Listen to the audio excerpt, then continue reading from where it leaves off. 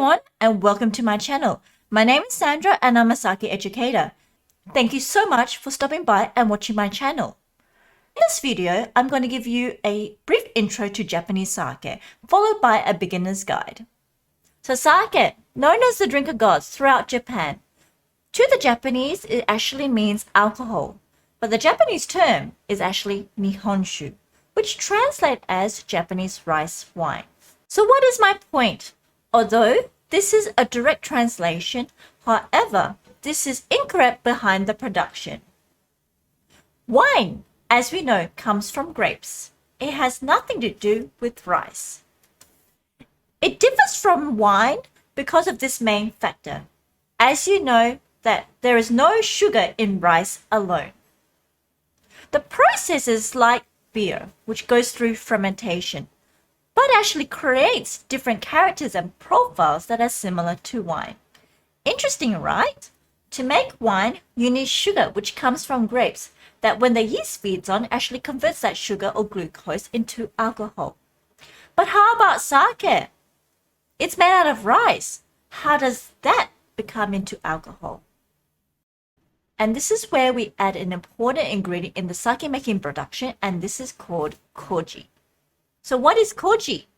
Well, first you need cooked white steamed rice. Then you add rice mold that is like a fungus which grows onto that white steamed rice.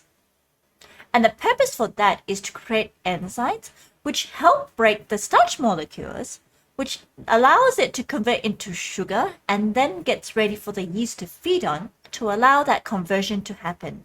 And this process is called the multiple parallel fermentation. So beginner's guide, how should you start with sake?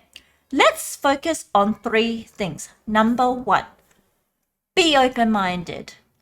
Having the right mindset is extremely important when you're trying to learn new things.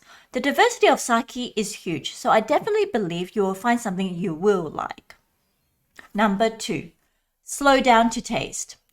What I find always happening for first timers, they are so quick, like they're in a rush to experience and taste, that they don't slow down and savor what's happening within their palate and actually just appreciate what's going on there. Number 3, don't be too fast to judge. Most first timers are always going with the first taste first, and they end and they conclude. Sake has no limitations, so you can go beyond just the first taste alone. The trick is change the temperature. So if you're a beginner and you're first starting out, follow these tips to help you explore the sake world. And don't worry if you get it wrong. It is still a journey and you're still learning. Just keep on trying.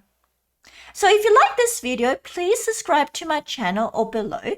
And if you have any questions about Japanese sake, please comment below. And I will show you in my next video.